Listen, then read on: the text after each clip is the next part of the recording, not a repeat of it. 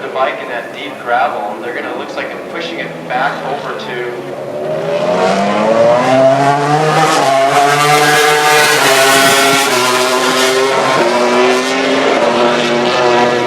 as much as it was just a tip over after running off the track ride.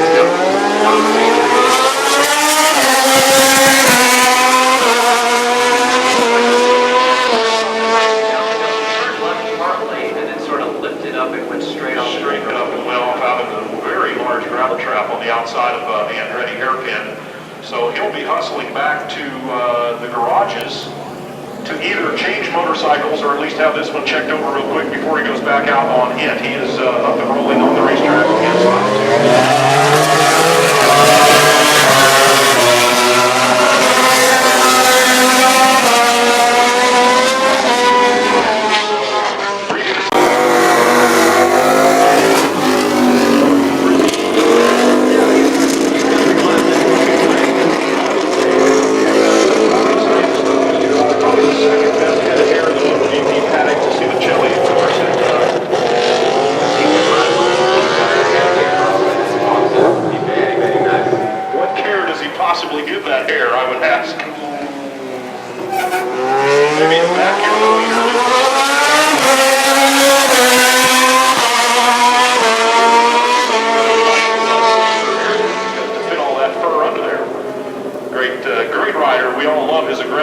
style that has earned him, well, he's been chastised, shall we say, not so gently for his bold riding style efforts, but throws it back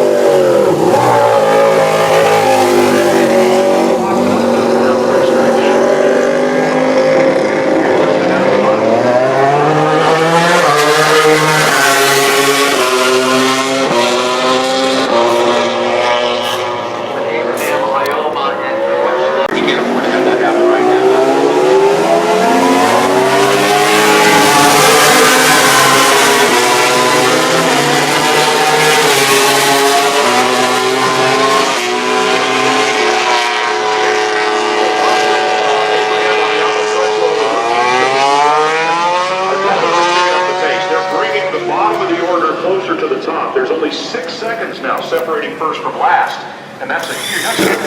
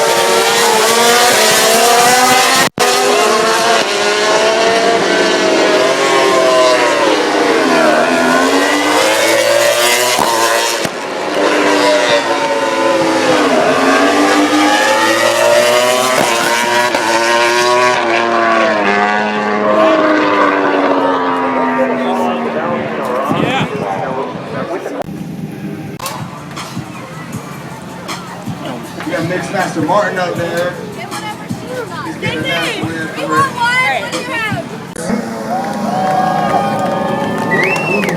it. 3, 2, 1, go!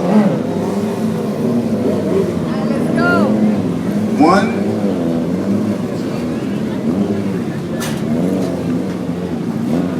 5 for Bill.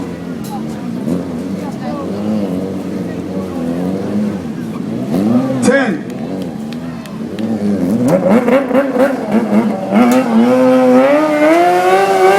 Anybody want to call that?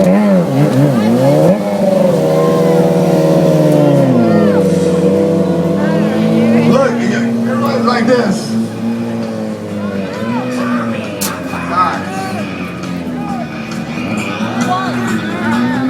I gotta go again.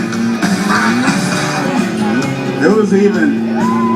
I think everybody agrees that was a tie. Y'all gotta go again. Sorry. Of course, like that. Now once they round this far in, they're gonna have to come back down and around again. This time they're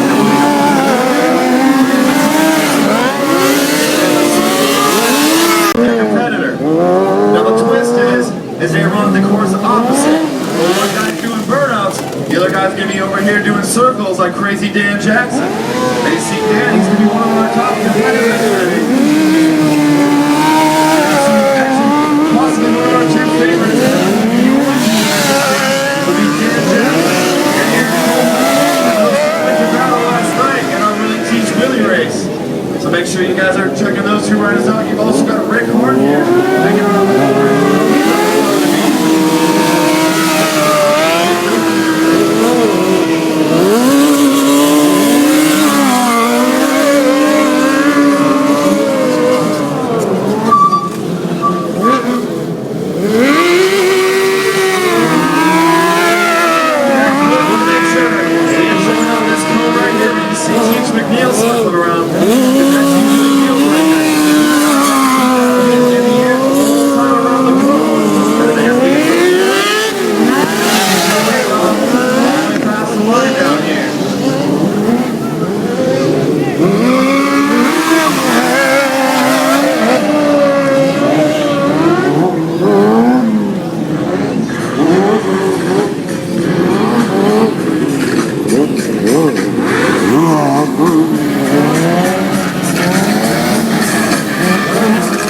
Right now, riders ready?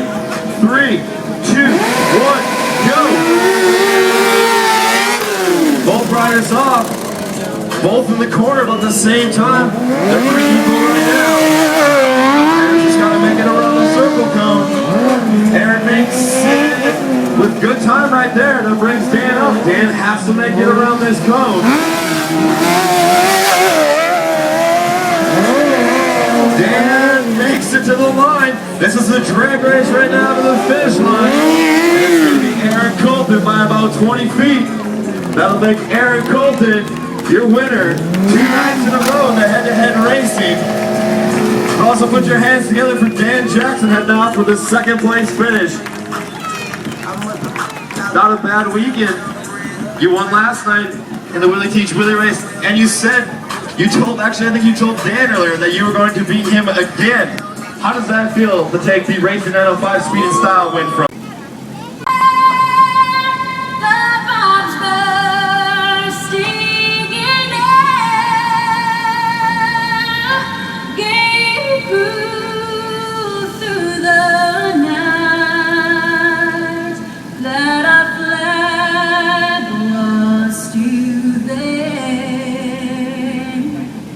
Oh, say does that star-spangled banner yet wave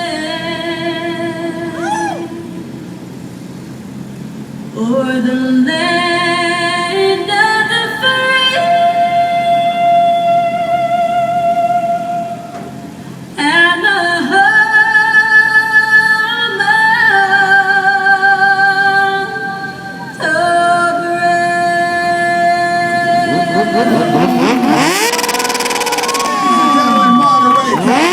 MotoGP weekend.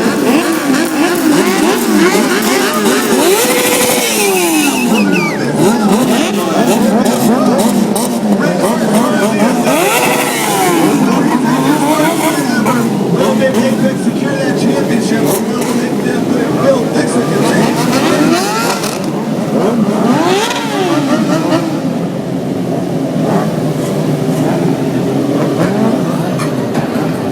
Some more competitions left tonight, then we're getting Limiter Live underway. It's going to be a block party.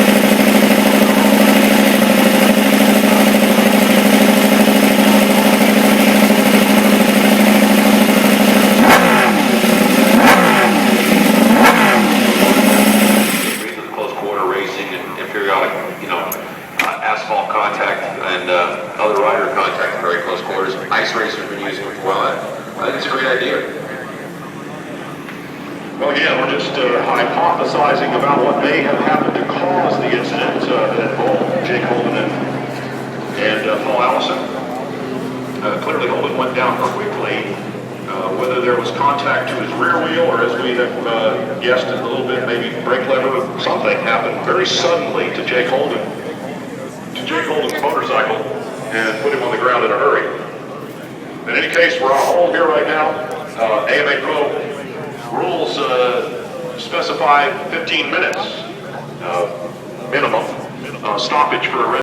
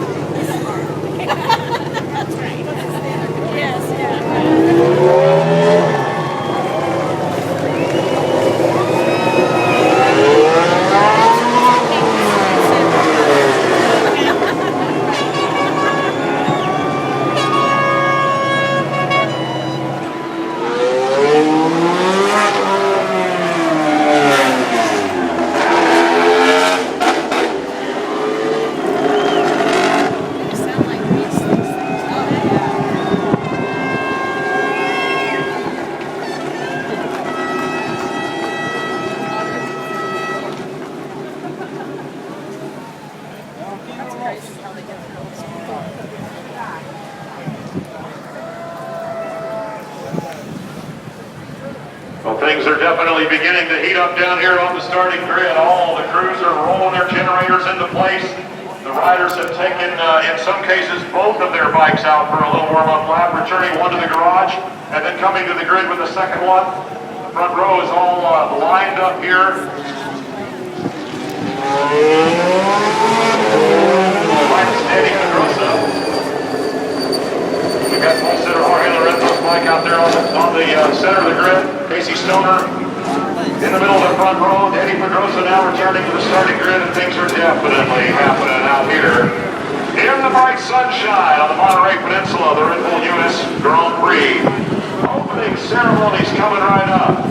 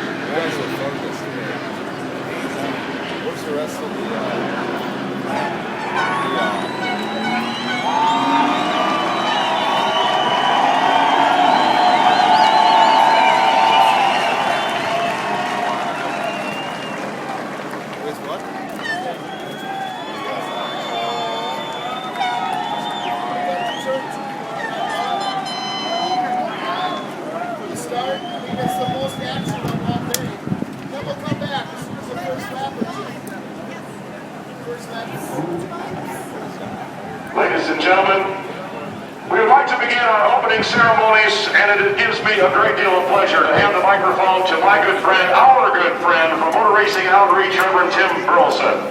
Thank you, Trevor. May we pray. Loving God, protect our racers today as they take to the track. Bless their crews and families in your loving name. Adoro a Dios, proteja a nuestros corredores en las carreras. Bendiga sus tripulaciones y las familias. En su nombre amoroso. Amén. And presenting the colors here today, members from the Defense Language Institute. We would like you to rise, please, doff your caps, and pay homage to the greatest nation on earth. Singing our national anthem is Jessica Kalin.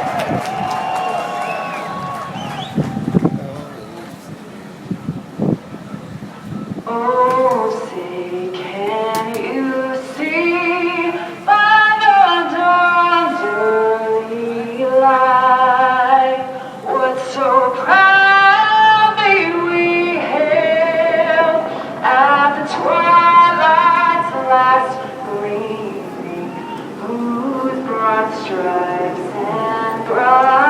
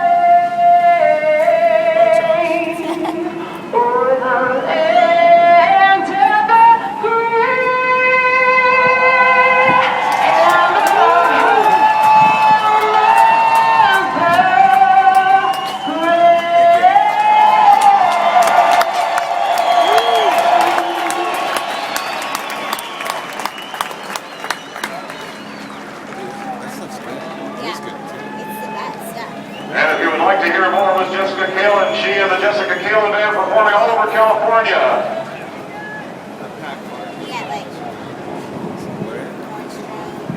And with that, we leave the starting grid over to the competitors, the crews and teams, and this Ripple US Grand Prix will be underway in moments. Soothing.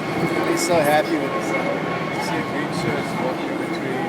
Who's who? They didn't show alcohol. Are you serious? It's got the ball. Well, wait. Let's wait for the start. Right. If you bring it in there. What you got there? Are you still working?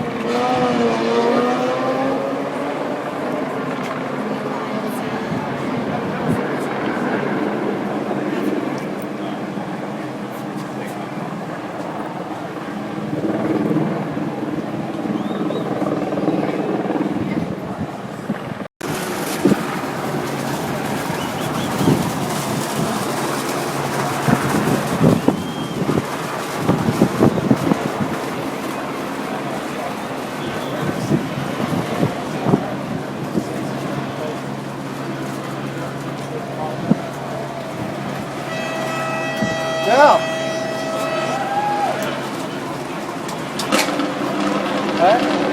Yeah, but then he went back, so... Cal!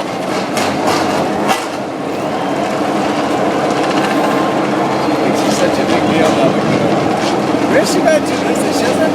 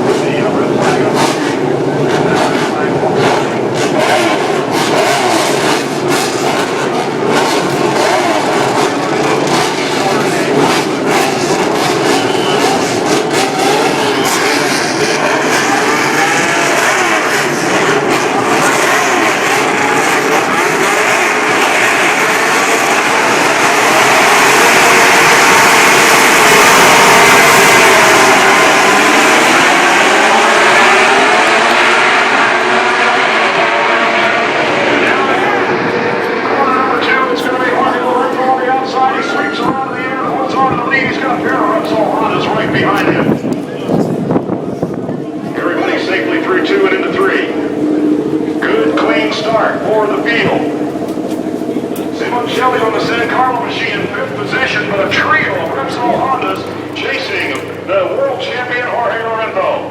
Valentino Rossi with a fantastic start in 5th position. 6th position, working his way behind the Repsol Hondas. Rossi and Simoncelli battling through turn 5 as they head up the hill towards turn 6. Lorenzo still in the lead. Pedrosa's second.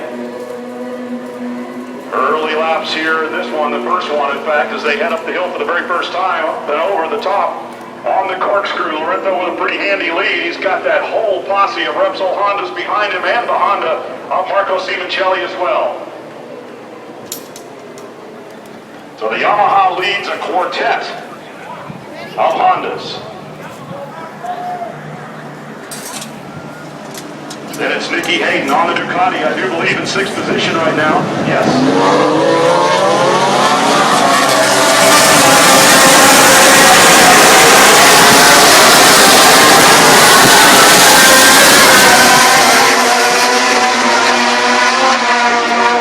Positions further back, Ben Spies just behind Valentino Rossi in 7th. Then it's Nicky Hayden in 8th. Up to be 3. It's 30 laps to go at the moment.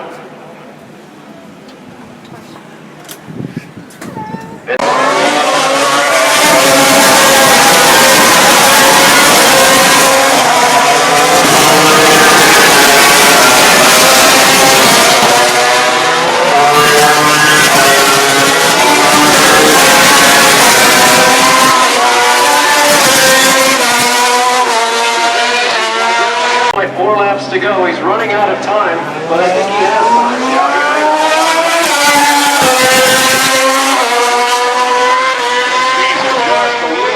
Maybe a little more than that, quicker than Dovizioso between him. Carried a lot of speed through that last turn, and he is definitely pulling up behind Dovi on the number 4.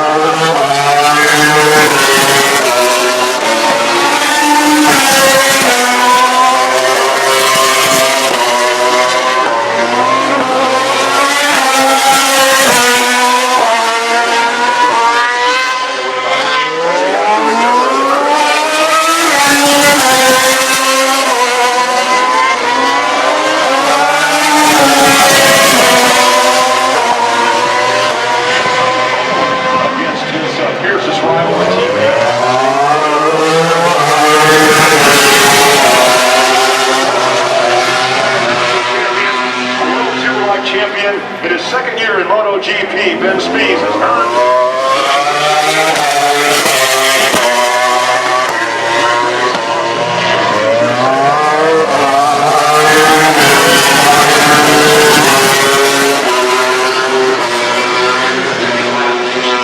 there. That was fantastic. So I think he's made it very clear that he's not just some lower echelon person. He came to play.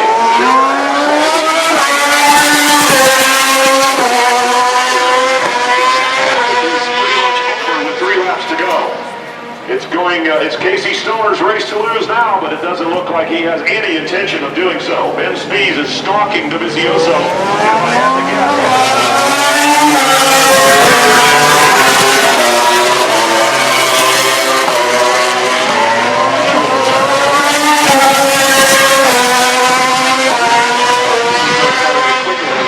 As he was gaining ground. Here he goes by on the inside into 11. Ben Spies takes it.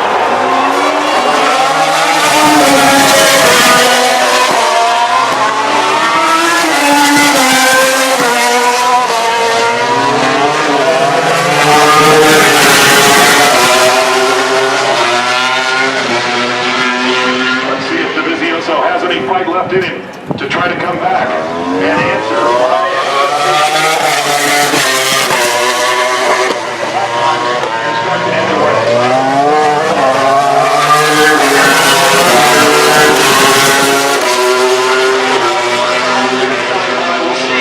So not losing too much ground though, Brian. No, he's not the kind of guy to just wave the white flag immediately. He might have to sooner or later.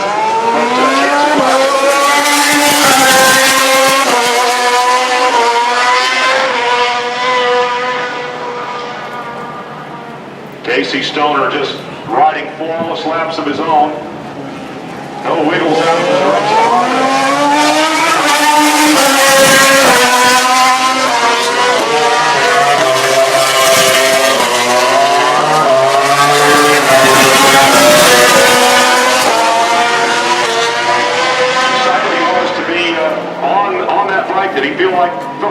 really realize his potential.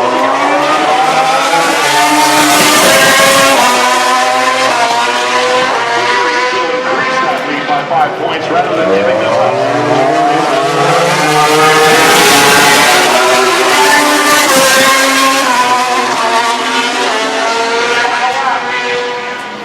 Final lap here at Mazda Raceway. Laguna Seca.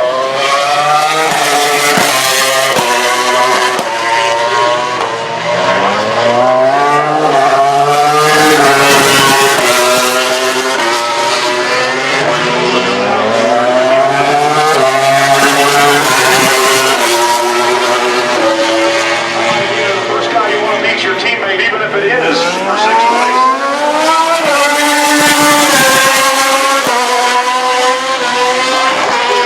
Podium speech just yet, but he's only got 1 corner to go, and you know he's going to be careful through turn number 11 on to the front straightaway.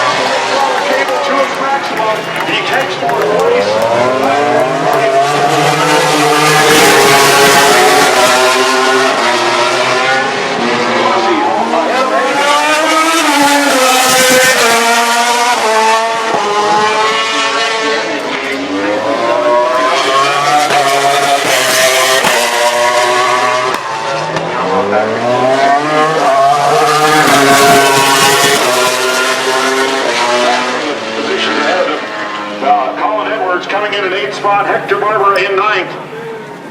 And that is just about going to finish it up here for us. We still have a few more riders coming.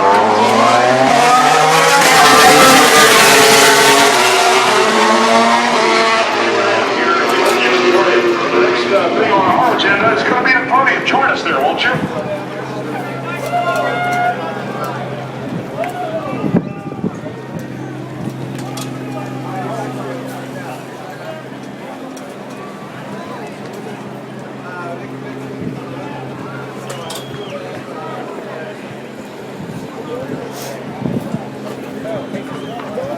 The crowd is on its feet as far as we can see. Turn workers have all the flags out waving, all the different colors, saluting the riders. Nice job, turn workers, as well. You've had a busy few days here, helping people as they've slid off into the dirt. But all eyes on Casey Stoner. What a performance running Jorge Lorenzo down, who didn't look beatable.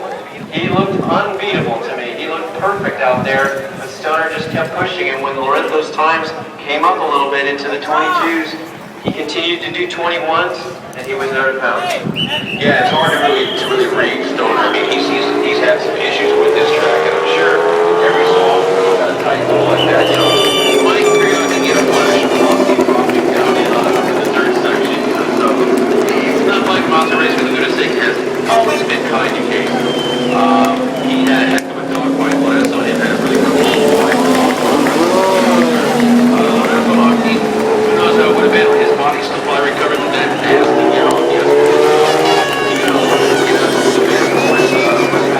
nasty, here like always.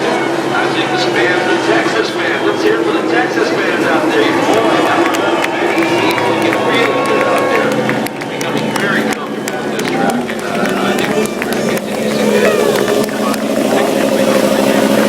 Prevents speeds to run down so that's not an easy task. He was able to do it, but also let's give a call out to Colton Edwards, man. 8th place, there's another Texas boy who did good. He's supposed to be in 4th, and Edwards in 8th. Fine performances from both of them. Rossi and Hayden in between those two, with Andrea Divizioso finishing 5th. So really exciting race. You know, a little bit of a precision fight out there, I'd say. 3 experts, Stoner, Lorenzo, and Cruz, running almost immaculate, perfect lap times in the high 21s. But when the time started to fade, one rider did not, and that was Casey Stoner, and that's why he won the race. Oh, absolutely. It was definitely a surgical way to throw the way to describe it. Because this race, if you try to ride it physically, if you try to ride it, most leeway to it, it's going to fight you every time. We've seen it happen here throughout the weekend. Turn 2 looks very simple, don't believe it for a second. You've got a lot of dynamics going on there, you've got a lot of angle changes, and it looks like it's a simple in and out. No way. Yeah, that's right, and you got to really give a call out to Hector Barber also with another fine finish. He's really coming on strong.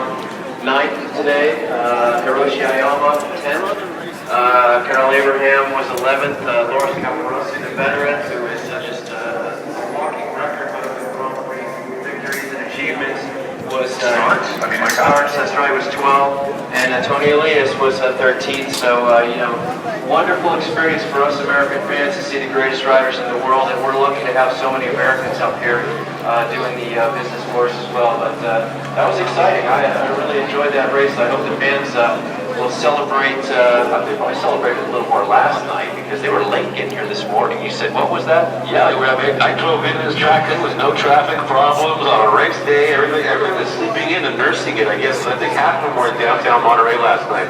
I walked into a little pub and it was just like being in Europe. I heard English, French, Spanish, Italian, everybody there. But the one thing that was disappointing today was similar to crashing out. Alvaro Bautista has been showing some good speed.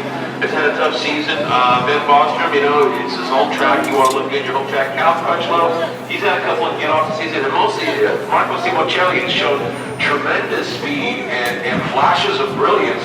But it's by his own hand that most everything has happened in this season. And he's one of those guys that once maybe he develops a little more maturity and settles down a little bit and develops a little more feel for the big bikes, that he will be thrilled to watch, because there were so many great riders that were, initially getting into the MotoGP levels. They were kind of crashers for a while. Yeah, it's a bit of a pattern when you start out. You have sort of a rough first year, a lot of learning curve, and then the second year, third year get better and better. So, Siege, he'll be back strong, and he may be one of the aliens next year, as he gets more experience, but incredibly quick. And we're very sorry that happened, especially with Alvaro Bautista again, charging hard, trying to catch Rossi and Hayden, and he slid off in 2, so that's unfortunate, but another rising star that we'll see much more of in the future. Oh, absolutely. People say, well, that's just terrible. They've been very judgmental about Simoncelli. I go, but hey, let's not talk too loud. One of our favorite riders from here in the United States, Kevin Schwantz, was notorious for tossing it away. I think he ended up second place for the season one year. He threw away in half the GPs he was in. So, it's that learning curve and settling down and finding your groove.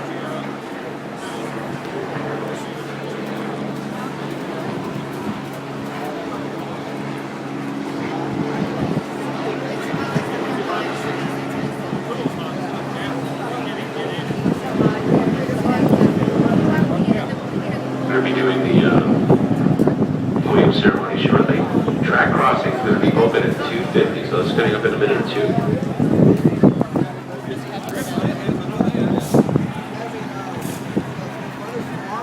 And it is opening right now. We're starting to see folks go across the Red Bull Arch area, so if you want to go into the infield and get a little closer to the action, by all means, now is the time to do it. And do not forget, do not leave, we got some great action for you. 3:45 p.m. We've got the AMA Superbike race, 23 laps. We've got a points battle going on. Some of America's top big bike riders. Definitely stick around for that. Yeah, you want to go back to the tent? Yeah.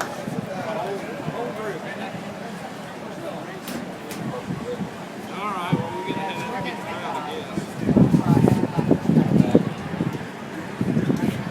For the Red Bull US Grand Prix.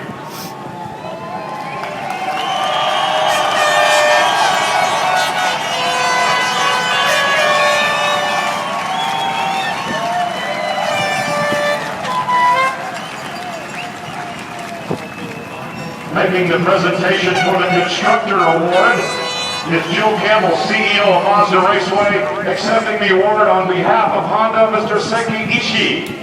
The Constructors Award. Jill Campbell, CEO of Mazda Raceway, will present the third place award to Danny Pedrosa.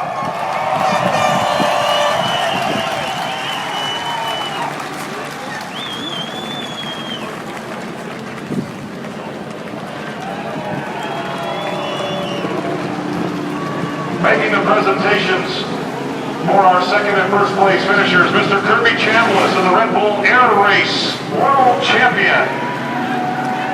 Our runner-up, Jorge Lorenzo.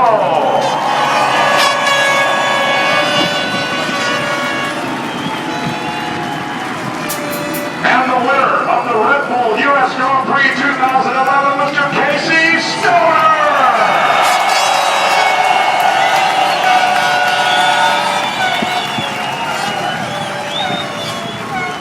And now, ladies and gentlemen, let's honor our winner with the national anthem of Australia.